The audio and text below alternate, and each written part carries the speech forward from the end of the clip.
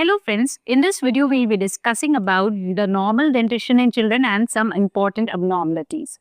So before moving on to the abnormalities of dentition, we need to know a few important things about normal dentition.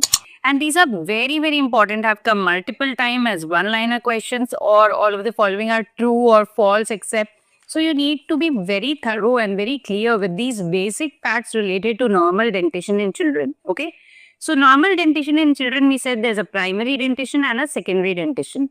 So the primary dentition or temporary teeth, or it is also known as milk teeth, while secondary dentition is also known as permanent teeth, right? So now this primary dentition or appearance of temporary teeth or milk teeth begins at, so it begins at around 6 months of age, okay, 6 to 7 months of age.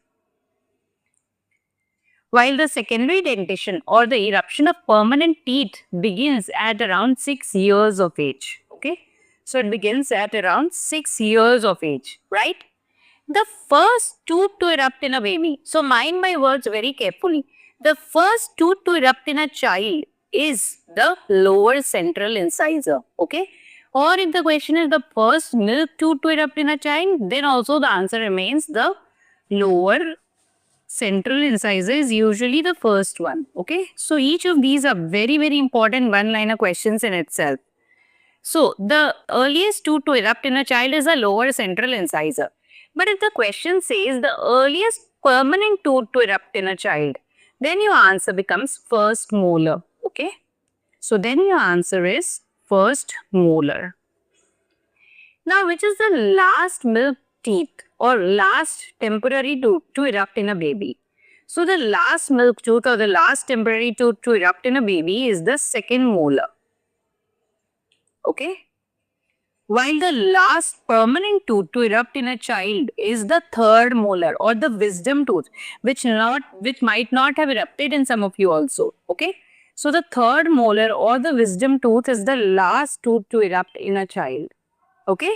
So when does the primary dentition complete? So the primary dentition completes at around 2.5 to 3 years of age. So by this time, all that milk teeth will appear in the child, okay. And the total number of milk teeth we know is 20. So by 3 years of age, a child is going to have 20 teeth, right? Now what about the secondary dentition of permanent teeth? The secondary dentition completes at around 12 to 13 years of age, okay. 12 to 13 years age except the third molar, which we said might not erupt in some of us or may erupt between 18 to 25 years of age or even later, okay.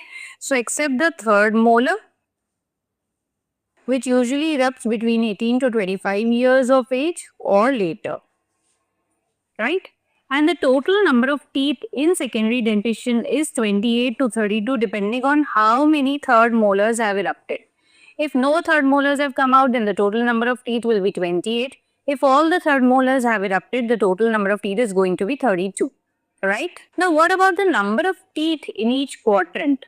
So, if you look at the incisors, canines, premolars and molars, in the temporary teeth, when all the teeth have erupted, the dental formula or the number of each type of teeth will be, so there will be 2 incisors, 1 canine, 0 premolar and 2 molars in each quadrant. So that is the number in each quadrant.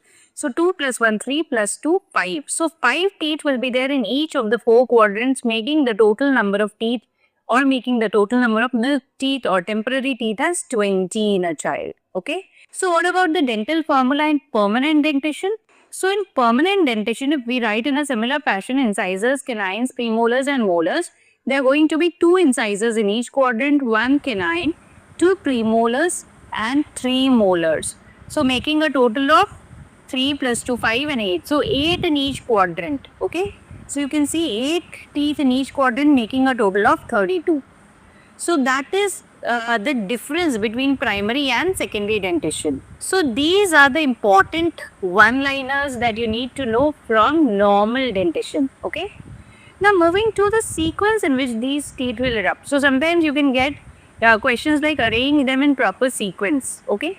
So the sequence in which the teeth are going to erupt in milk teeth and in permanent teeth, let us see. So let us see the sequence in which these teeth will appear. You may get questions like arrange them in proper sequence of appearance and so on, or true or false questions, right? So the temporary dentition, if we talk about, the first two to erupt, we said, was the lower central incisor. So first the lower central incisor, then the lateral incisor comes, okay? Then comes the first molar, followed by the canine and the second molar. So this is the usual sequence of appearance of teeth, and it starts at around 6 months of age and completes by 2.5 to 3 years of age, right? Now moving to the permanent dentition, what is the sequence in which the teeth are going to erupt and what is the timeline, okay? So let us see about the permanent dentition, okay? So the sequence in which the dentition, the permanent teeth are going to erupt again is very important, because you may be asked, like, by 8 years of age, how many permanent teeth shall a child have? Or arrange the teeth in the sequence of their appearance, or the timelines may be asked, right?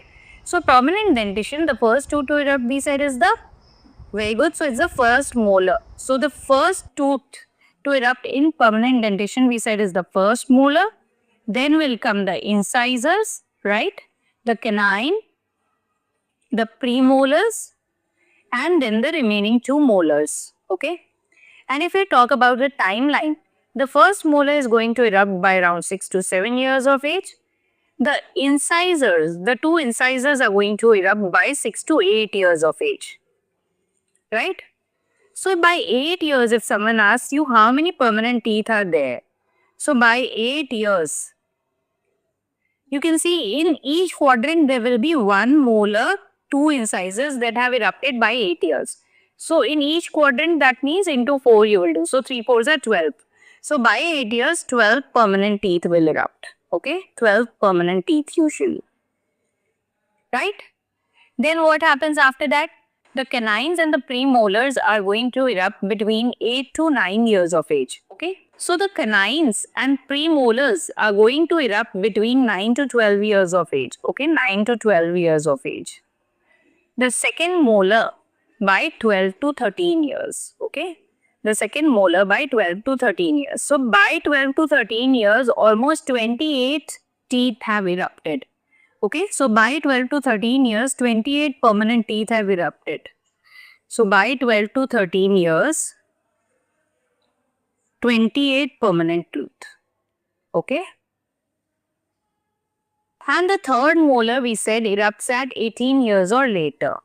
So third molar erupts at 18 years or later. So 18 to 25 years of age usually, or may erupt even later than that.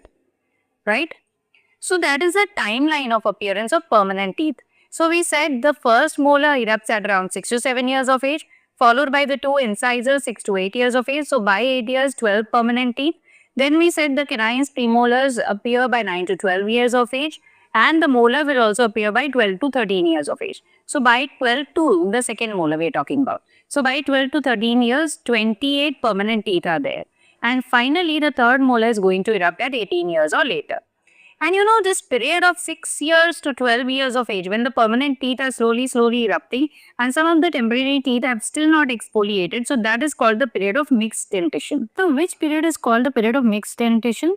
So we saw that the permanent tooth begin to erupt at 6 years of age. So mixed dentition starts at 6 years age, and the permanent tooth usually all of them erupt by 12 years of age except the third molar. So by 12 years, all the milk tooth would have already been replaced by permanent teeth. So the period of mixed dentition is between this period, that is 6 to 12 years. Okay, that is often asked. Right? Now, very important entity which is very common and commonly seen in general population, as well as very common for the MCQs as well, that is delayed dentition. So first is, what do you mean by delayed dentition? So we saw that the first tooth erupts in a baby at the age of 6 to 7 months. But it's not that at 8 months, if there is no teeth, you call it delayed dentition. No. There is a margin of time that is given. So we call it delayed dentition only when no tooth erupts by the age of 13 months. Only then we call it delayed dentition. Okay? How to remember that? So normally, what is the time at which the first tooth erupts? So it is 6 to 7 months. Remember? The lower central incisor erupts at this time. Now you call it delayed dentition when just add up these two numbers. So 6 plus 7, 13. So we call it delayed dentition when no tooth has erupted by 13 months of age. Simple, easy to remember. Okay. Now what are the important causes of delayed dentition? So the important causes of delayed dentition include familial cases. So in a family, everyone is having teeth late, so that baby is also having teeth late. Okay. His parents also had teeth late. Okay. Now then rickets is another condition where you can get delayed dentition. Then it can sometimes be idiopathic. You do not have any particular cause, but you see that, the baby is having delayed dentition. Another cause can be that is called incontinentia pigmenti. Incontinentia pigmenti. This is a condition where you can get some CNS manifestations, you can get some skin conditions like ichthyosis and so on, okay? And it can have X-linked dominant inheritance. So incontinentia pigmenti is one. Then you can have some endocrine disorders where you can get delayed dentition. So remember, there are some hypos like the hypopituitarism. So hypopituitarism, hypothyroidism and hypoparathyroidism, you can get delayed dentition. So hypopituitarism, hypothyroidism and hypoparathyroidism, they can be delayed dentition. Okay. Hypoparathyroidism.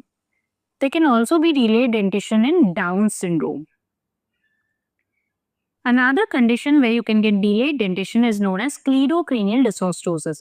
So we've already mentioned this condition before. Okay, so cleidocranial dysostosis is a condition where there is complete or partial dysostosis is a condition where there is complete or partial absence of clavicles. So in cleidocranial dysostosis, you get absent clavicles, okay, complete or partial absence of clavicles. There is a large anterior fontanelle and delayed closure of anterior fontanelle. So large anterior fontanelle and delayed closure of anterior fontanelle.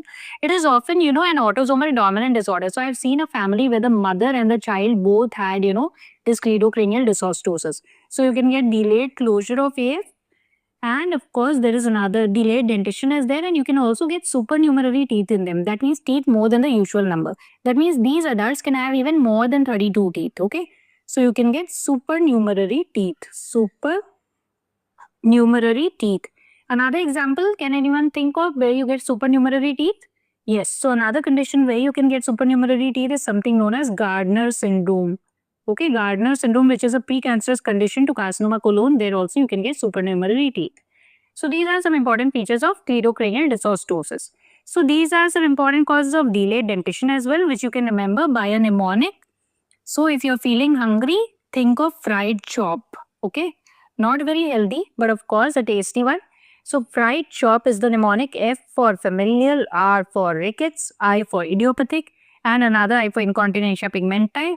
E for some endocrine causes, we said 3 hypos, pituitarism, thyroidism, parathyroidism. C for cleidocranial, D for Down syndrome, and C for cleidocranial dysostosis. So these are some very, very important causes of delayed dentition that you must remember. Okay. Now moving on to a few other teeth abnormalities. So one is natal teeth. What do you mean by natal teeth? When the baby is born with teeth. Okay, baby is born with teeth. So normally we know the tooth begins to erupt by 6 to 7 months of age. But if the baby is born with teeth, we call it natal teeth. Some important conditions where you can get it is, one is Pierre-Robin sequence. So Pierre-Robin sequence is a condition where you can get small and posteriorly placed chin, that is micrognathia and retrognathia, glossoptosis, and some airway abnormalities can be there. Okay, that is one condition. Then there is a condition known as Ellis-Van Creveld syndrome. So Ellis-Van Creveld syndrome is a syndrome where you get congenital heart diseases. Okay, you get congenital heart diseases, you get short limb dwarfism. There can be polydactyly. Okay, so there is an extra little finger that is there. There can be polydactyly. And you can get some nail abnormalities as well. Nail abnormalities and natal teeth. So these are some manifestations of Ellis-Van Creveld syndrome. Pierre-Robin sequence, we said micro and retrognathia, or small and posteriorly placed chin, glossoptosis, and airway abnormalities. So Pierre-Robin sequence, Ellis-Van Creveld syndrome. Another one is epidermolysis bullosa. The lethal acantholytic variety, you can get natal teeth. Okay, epidermolysis bullosa, one variety, which is the lethal acantholytic variety. Lethal acantholytic variety, you can get natal teeth, and you can also get natal teeth in a condition known as Soto's syndrome or cerebral gigantism. Okay, Sotos syndrome or cerebral gigantism. So these conditions where you can get a natal teeth, you can remember by a mnemonic PEAS. Okay, P for Pierre Robin, E for Ellis Van Creveld, another E for epidermolysis bullosa, and S for Sotos syndrome. One more teeth abnormality, very, very important, often asked in your MCQs, is Hutchinson's teeth. So Hutchinson's teeth basically refers to notched incisors. So incisors which are notched like this, or also called peg-shaped incisors. So they are nothing but notched incisors, and they are seen in congenital syphilis. They are one of the late manifestations of congenital syphilis. So in congenital syphilis, you can get something known as Hutchinson's triad. Very, very important, often asked in multiple MCQs. All of the following are components of Hutchinson's triad except. So very, very important for you to remember the three components of Hutchinson's triad come as direct MCQs so many times.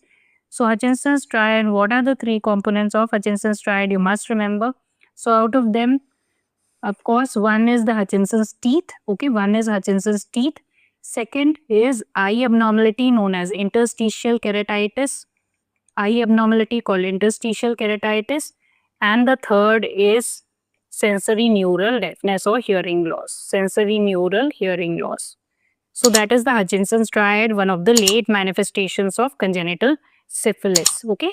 And in congenital syphilis, you can get one more teeth abnormality that is known as Mulberry molars. I'll be showing you a picture in the images section. So these are some very, very important abnormalities related to dentition and very important facts about normal dentition or teeth development that you need to be aware about.